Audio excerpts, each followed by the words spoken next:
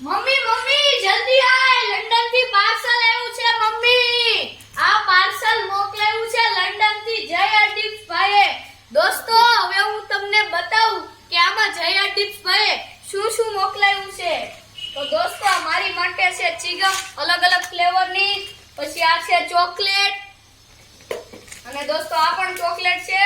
જય ડિપ્સ ભાઈ બહુ બધી ચોકલેટ મોકલાવી છે. અરે વાહ, આ તો શું, આ તો મારી માટે વિન્ટર જેકેટ છે દોસ્તો. ખમો દોસ્તો હું તમને બતાવું, જોઈ શકો છો દોસ્તો મારી માટે જય ડિપ્સ ભાઈ વિન્ટર જેકેટ મોકલાવ્યું છે.